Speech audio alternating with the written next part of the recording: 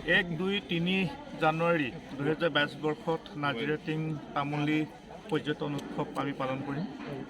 যোৱা বছৰ প্ৰথম বাৰ্ষিক পাতিছিলোঁ, এবাৰ দ্বিতীয় বাৰ্ষিক, আৰু খুব সুন্দৰভাৱে যোৱা বছৰ সমাপন হৈছিল আৰু প্ৰায় 10 লক্ষতকৈ অধিক লোক বিভিন্ন পৰ্যটক আহিছিল ইয়ালৈ, আৰু এইবাৰ আমাৰ আহিছে প্ৰায় 20 লক্ষ আহিব। আৰু ইতিমধ্যে প্ৰস্তুতি সম্পূৰ্ণ হৈছে।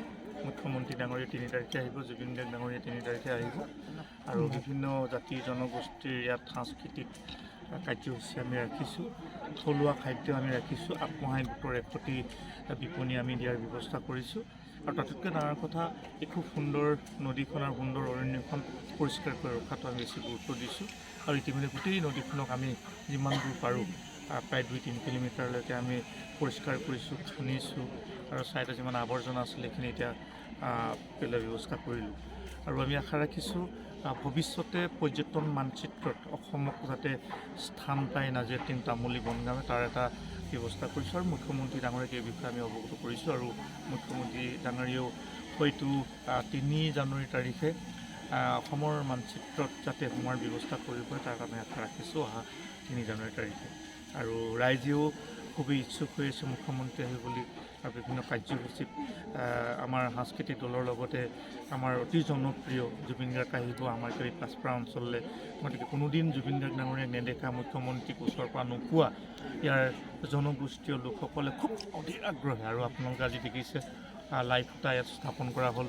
লাই খুঁটা সম্পূৰ্ণ আমাৰ সামাজিক ৰীতি নীতিৰে কৰা হৈছে। ইয়াত বিশেষকৈ মৰাণ জনগোষ্ঠীৰ ভকতবৃন্দ থাকে।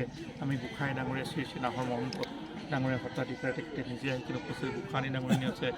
আজি ইয়াত বিভিন্ন গাঁৱৰ পৰা ইয়াত যুৱক যুৱতীত উপস্থিত হৈছে। গতিকে আমি আশাবাদী খুব সুন্দৰভাৱে সমাপন। চাফ চিকুণতাৰ প্ৰতি কি আহ্বান জনাব ৰাইজে? না, আমিতো কৈছোঁ, চাওক, আমাৰ আচলতে অপৰিষ্কাৰ পথ হয়। আমি য'ত মদৰ আড্ডা আমি মুক্তভাৱে দিব ব্যৱস্থা, তাতে বেছি অপৰিষ্কাৰ হয়। আৰু ইয়াত সম্পূৰ্ণ আমি নিচাযুক্ত বিক্ৰী কৰা বা তেওঁলোকৰ দ্ৰব্য সেৱন কৰা সম্পূৰ্ণ বন্ধ ৰাখিছোঁ।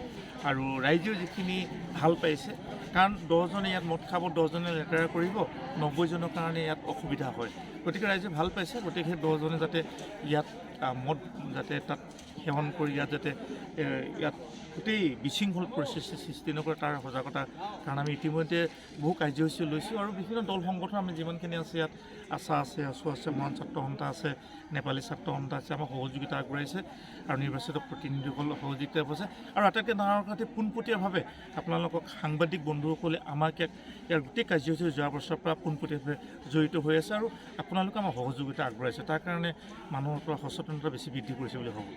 আমি চাওক, ইয়াত এতিয়া ভাল কথা এইটো, আৰু আমি 3টা ৰাস্তা নিৰ্মাণ কৰিছোঁ ইতিমধ্যে। আমি যিটো মূল পথ, আমি যিটো ফৰেষ্টগুটি দলঙৰ যি মূল পথ, এই পথটি যোৱা বছৰ আমি প্ৰায় 3-4 ঘণ্টা ধৰি ট্ৰেফিক জাম হৈছিলে, আৰু এই ৰাস্তাটো সম্পূৰ্ণ আমি গাড়ী বন্ধ কৰিছোঁ। অকল দৰ্শনাৰ্থী আহিব, তেওঁলোকে পিকনিক ভোজ খাব এইসকল আহিব, পৰ্যটকসকল। আৰু আমি সোঁ চাইড এটা ৰাস্তা পৰা ইয়াৰ পৰা 1 কিলোমিটাৰ আগত এটা ৰাস্তা পৰ্যটনস্থলীলৈ আহিবৰ কাৰণে ইতিমধ্যে নিৰ্মাণ কৰিলোঁ, আৰু বাওঁ চাইড এটা নিৰ্মাণ কৰিছোঁ। 2টা ফালৰ পৰা অন্ততঃ তেওঁলোকে 500 গাড়ী পথাৰত থাকিব পাৰিব। আৰু তাৰ পৰা আমাৰ নদীখন পাৰ হ'বৰ কাৰণে আমি একোখনকৈ কাঠৰ ব্ৰিজ, বাঁহৰ ব্ৰিজ, ট্ৰেডিশ্যনেল টাইপ খুব ধুনীয়াকৈ অস্থায়ীভাৱে নিৰ্মাণ কৰাৰ ব্যৱস্থা কৰিছোঁ। আৰু ওচৰত আমাৰ এখন 3খন ব্ৰিজ বনাইছোঁ আমি। গতিকে তাৰ প্ৰতি আৰু বিশেষকৈ আমাৰ যিসকল কাৰ্যকৰ্তাটো আছে ইয়াৰ আমাৰ পৰ্যটন মেলাৰ যিখন কমিটি আছে, আৰু ইতিমধ্যে যিসকল আছেই প্ৰশাসনৰ ফালৰ পৰা ইতিমধ্যে ইয়াত চাইছেহি।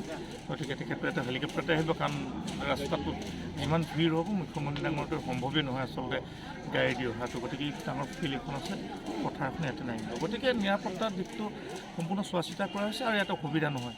আৰু আপোনালোকে দেখিছে, আৰু এটা কথা কৈছোঁ যে বিশেষকৈ এই অঞ্চলৰ বহু জীৱ জন্তু আছে, যেনেকৈ হৰিণা পহু আছে, শৰ পহু আছে, বন গাহৰি আছে, আমাৰ হলৌ আছে, ধনেশ আছে, তাৰপিছত বিভিন্ন প্ৰজাতি ইয়াত আমাৰ মাছো পোৱা যায়, ডাঙৰ ডাঙৰ মাছ পোৱা যায়। আমি বৰালি, শ'ল এনেকুৱা ধৰণৰ। তাৰপিছত ভিতৰত আমাৰ ডাঙৰ গছগুটি আছিলে, আমাৰ বৰদৰ বিষয়ে প্ৰায় আধা বিঘাতকৈ অধিক ডাঙৰ, আপোনালোকে দেখিছে পৰ্যটকসকলে চাবৰ কাৰণে। আৰু বিশেষকৈ তামুলী বনগাঁও, আমি ব্ৰহ্মপুত্ৰ মৰাণ জনগোষ্ঠীৰ অনুষ্ঠিত প্ৰকৃষ্ট চনতে স্থাপিত হোৱা গাঁওখন সম্পূৰ্ণ অৰণ্যৰ মাজত প্ৰায় 50-60 ঘৰমান মানুহ আছে। তাতো পৰ্যটকসকলে চাব পাৰিব। সেই অঞ্চলত মৰাণ জনগোষ্ঠী কেনেধৰণে তেওঁলোকে বসবাস কৰিছে, কেনেধৰণে কৃষিকৰ্ম কৰিছে, কেনেধৰণে তেওঁলোকে অৰণ্যৰ লগত নদীৰ লগত মানে যুদ্ধ কৰি তেওঁলোকে জীয়াই আছে। কিন্তু এটা সুখবৰ কি আজিলৈকে কিন্তু তাত কৰোণাও পোৱা নাই আৰু যোৱা সময়ছোৱাত তেনে কোনো জীৱ জন্তুৱে কিন্তু তাত সেই অঞ্চলৰ ব্যক্তিক আক্ৰমণ কৰা নাই। এইটো এটা ডাঙৰ এটা ইতিহাস কিন্তু দেই। কৰোণাই কিন্তু চুব পৰা নাই এজন ব্যক্তিক, এইটো ডাঙৰ। Thank U.